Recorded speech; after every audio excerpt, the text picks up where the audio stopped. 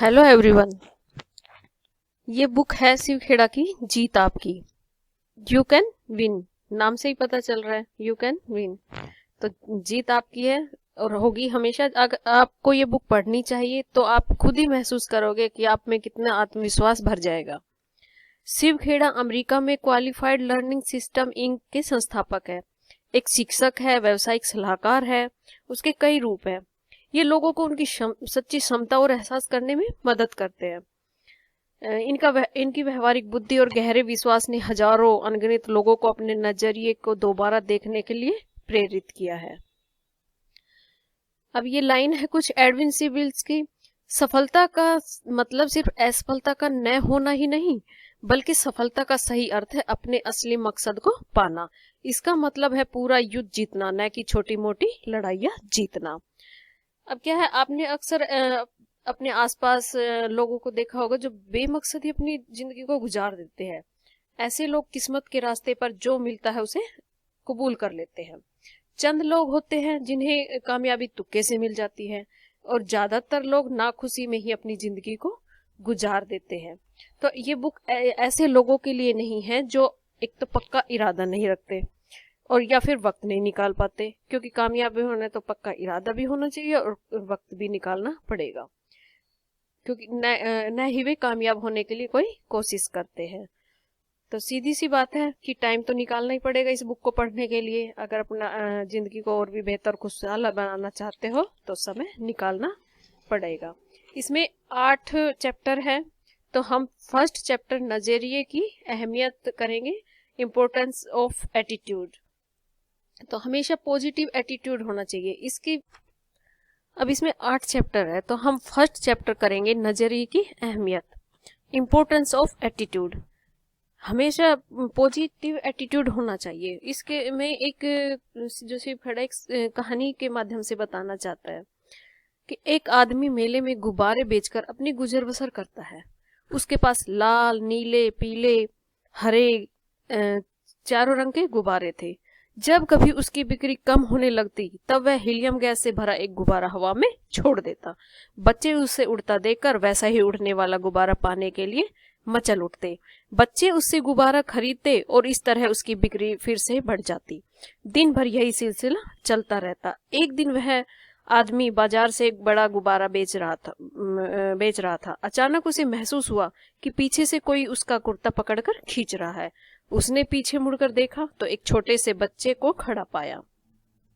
उस बच्चे ने गुब्बारे वाले से पूछा, अगर आप काला गुब्बारा उड़ाएंगे तो क्या वह उड़ेगा?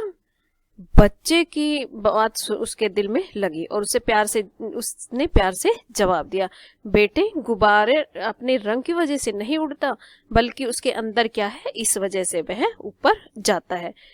ठीक अब इस कहानी में जो बताया, ठीक वही बात हमारी जिंदगी पर लागू होती है। कीमती वह चीज है जो हमारे अंदर है और वह चीज जो हमारे ऊपर, जो हमें ऊपर की ओर ले जाती है, वह हमारा है नजरिया। वह क्या है? एटीट्यूड।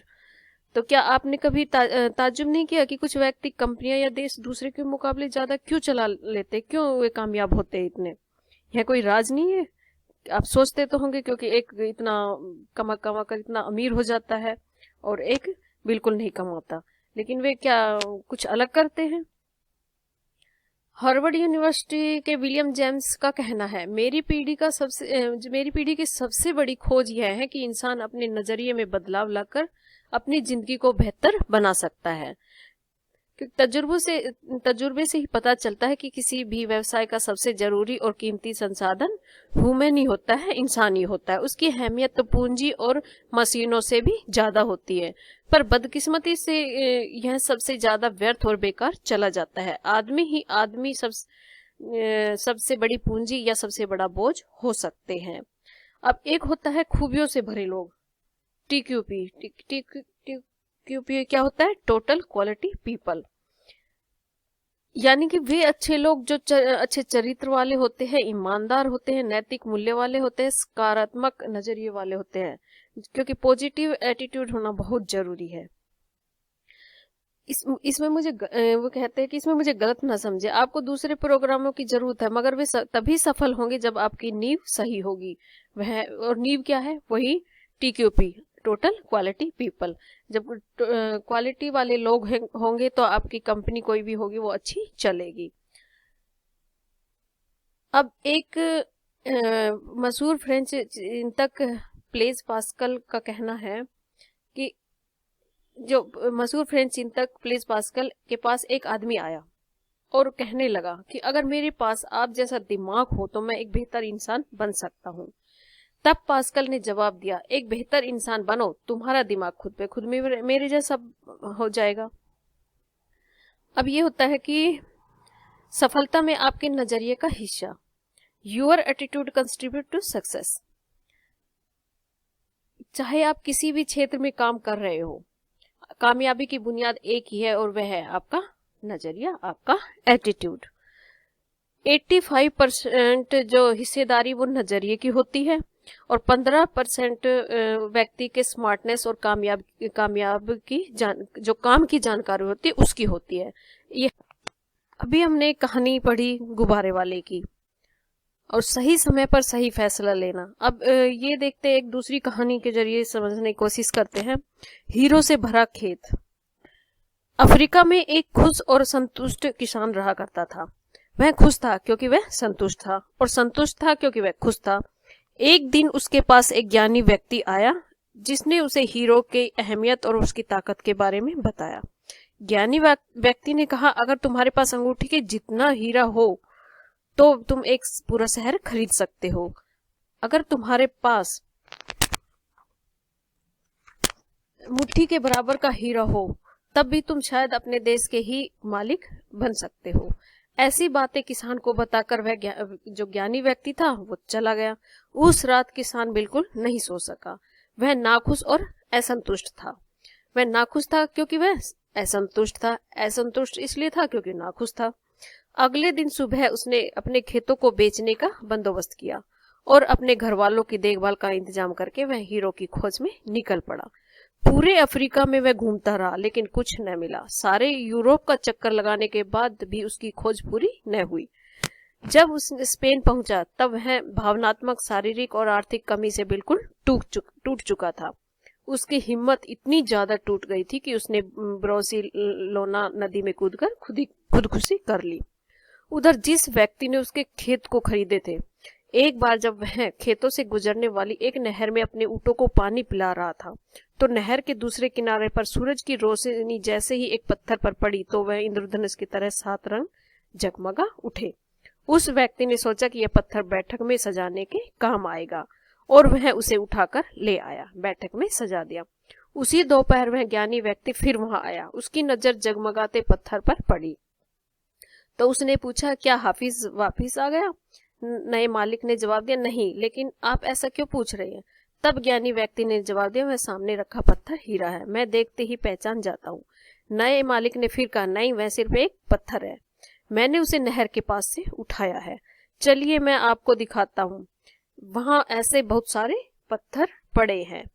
वे दोनों गए और पत्थरों के कुछ नमूने उठा लाए। जांच के लिए भेजे गए। सचमुच में वे पत्थर हीरे ही थे। उन्होंने पाया कि उस खेत में दूर दूर तक हीरे दबे हुए हैं। अब इस कहानी से क्या सबक मिलता है? इस कहानी से हमें 5 सबक मिलते हैं। क्या मिलता है? पहला, जब हमारा नजरिया सही हो तब हमें एहसास होता है कि हम सब हीरो की खानों पर चल रहे हैं जो अक्सर हमारे पैरों के नीचे होते हैं। इसके लिए कहीं जाने की जरूरत नहीं, जरूरत है सिर्फ अब पहचानने की। दूसरी ओर, घास हमेशा हरी दिखाई देती है। तीसरा, जैसे हम ये सोचते हैं कि दूसरा का स्थान हासिल करके हमें खुशी होगी, उसी तरह दूसरे भी यही सोचते हैं कि हमारा स्थान पाकर उन्हें भी खुशी मिलेगी। इसी ख्वाबी सोच को लेकर लोग अदला बदली को तैयार रहते हैं। चौथा है, जब लोग मौके को पहचान नहीं पाते तो अक्सर वे खटखटाना उसे शोर लगता है। पांचवा है, एक मौका दोबारा नहीं खटखटाता। दूसरा मौका अच्छा या बुरा हो सकता है लेकिन वो नहीं होगा जो पॉजिटिव एटीट्यूड और नेगेटिव एटीट्यूड वाले की पहचान कैसे करें?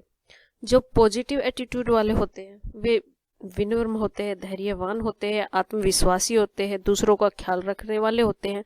ऐसे लोगों को खुद से और दूसरों से बड़ी उम्मीदें रहती है। ये हमेशा अच्छे नतीजे की उम्मीद करते हैं।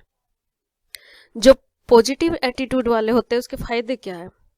कुछ भी कार्य करते हैं उसमें सफलता मिलेगी, मिलजुल कर काम करने की प्रेरणा देता है। वे ऐसे लोग मुश्किलें सुलझाते हैं, क्वालिटी को बेहतर बनाते हैं, भाईचारे का जो माहौल है वो अच्छा रहता है, वफादार रहता है। कोई भी कार्य करेगा सफल होगा तो उसमें मुनाफा अपने आप ही होगा, तनाव कम करेगा, उससे कुछ भी हमें प्रेरणा भी मिल सकती है जो पॉजिटिव एटीट्यूड वाले होंगे। और एक होते हैं नेगेटिव एटीट्यूड वाले लोग। उन हमारी जिंदगी में एक बड़ी बाधा की दौड़ है, वो है नेगेटिव एटीट्यूड वालों की। वे खुद में खुद अपने लिए भी बाधा बनते हैं और दूसरों के लिए भी बाधा बन जाते हैं। ऐसे लोगों के लिए नौकरी, शादी, दोस्ती, रिश्ते को बनाए रखना बहुत ही मुश्किल हो जाता है, क्योंकि उनमें कड़वाहट होती है, नाराजगी होती है, बिना मकसद की जिंदगी होती है, खराब सेहत, खुद तथा दूसरों के लिए तनाव। ऐसे लोग घर और दफ्तर को भी घटिया माहौल में बदल देते हैं, समाज के लिए ये बोझ बन जाते हैं। ये लोग अपने लिए घटिया व्यवहार तो बनाते हैं, दूसरों के लिए भी व्यवहार को घटिया बना देते हैं। एक होता है अच्छा नजरिया वाला लोग। ऐसे लोग बहुत अच्छे होते हैं जो माहौल को भी अच्छा बना देते हैं। अब ये कहा है कि जो जिनका नेगेटिव एटीट्यूड होते क्या वे अपने सुधार नहीं सकते, क्योंकि इंसानी फितरत आमतौर पर बदलाव का विरोध करती है। बदलाव तकलीफदेह होती है, चाहे इसका असर अच्छा हो या बुरा हो, बदलाव तनाव भरा हो सकता है। कभी कभी हम अपने गलत जो नजरिया है उसी को सही मान लेते हैं और उसी में ही जीना चाहते हैं। अब डार्क डिकेस ने एक ऐसे कैदी के बारे में लिखा है जिसने कई साल अपनी सजा काल कोठरी में काटी। रिहा होने पर उसे खुले आसमान के नीचे सूरज की रोशनी में लाया गया। उस आदमी ने चारों तरफ देखा और अपनी पाई हुई नई आजादी में उसने खुद को तकलीफ में महसूस किया। उसने फिर से काल कोठरी में जाने की इच्छा जाहिर की। उसके लिए आजादी और खुली दुनिया के बदलाव के बजाय काल कोठरी, हथकड़ी और अंधेरा ही सुरक्षा और आराम देने वाला था। ये एटीट्यूड ही होता है जो जैसा होता है उसे वैसे ही अच्छा लगने लग जाता है। अब क्या है, जो नेगेटिव एटीट्यूड वाले होते हैं ऐसे लोग गलतियां बहुत निकालते हैं, एक दूसरे में हमेशा कुछ ना कुछ कमियां निकालते रहते हैं। उन्हें इससे कोई मतलब नहीं, चाहे बात ठीक हो लेकिन फिर भी उसमें गलतियां निकालना उनका काम बन जाता है।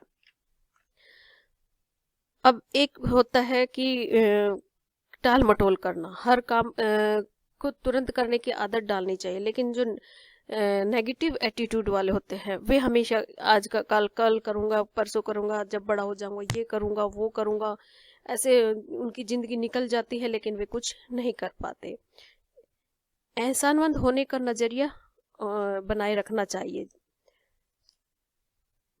लगातार ज्ञान हासिल करने की आदत अवश्य होनी चाहिए, क्योंकि ज्ञान कहीं से भी मिले, चाहे वो एजुकेशन स्कूल कॉलेज हो या एटमॉस्फेयर हो, हमारा माहौल हो, जहाँ से भी ज्ञान मिले वो लेना चाहिए हमें।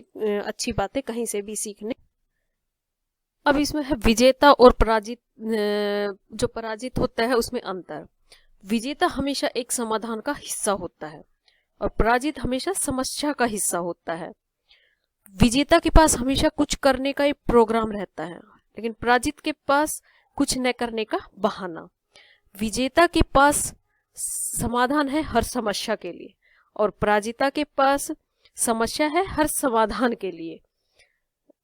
अब गलती करने पर विजेता कहता है मैं गलत था, और जो पराजित गलती करता है वह इसमें मेरी गलती नहीं थी, ये बोलता है। विजेता के पास कामयाबी के सपने होते हैं, पराजित के पास सिर्फ स्कीम होती है। विजेता कहता है मुझे कुछ करना चाहिए, पर पराजित कहता है कुछ होना चाहिए। विजेता टीम का हिस्सा होता है और पराजित टीम के हिस्से करता है। विजेता सोच कर बदलता है और पराजित बोलकर सोचता है। अब है विजेता करके दिखाता है और पराजित कुछ होने का इंतजार करता है। विजेता हमेशा प्लान बनाकर जीत की तैयारी करता है, इसमें सबसे अहम लफ्ज है तैयारी। अब विजेता बने और उसके लिए आवश्यक स्टेप देखिए। जो भी एक्शन स्टेप्स है जो विजेता बनने के लिए। Be a winner action step. एक अच्छा खोजी बने। Be a good finder. हर काम को तुरंत करने की आदत डाले। Make a habit of doing it now. एहसानमंद होने का नजरिया बनाए। लगातार सीखते रहने की आदत डाले। अच्छे स्वाभिमान का निर्माण। बुरे असर से दूर रहे। जो काम जरूरी है उन्हें पसंद करना सीखे। अच्छे ढंग से दिन की शुरुआत करें। ये 8 स्टेप है जिसे कि विजेता बना जा सकता है। इनको फॉलो करना चाहिए।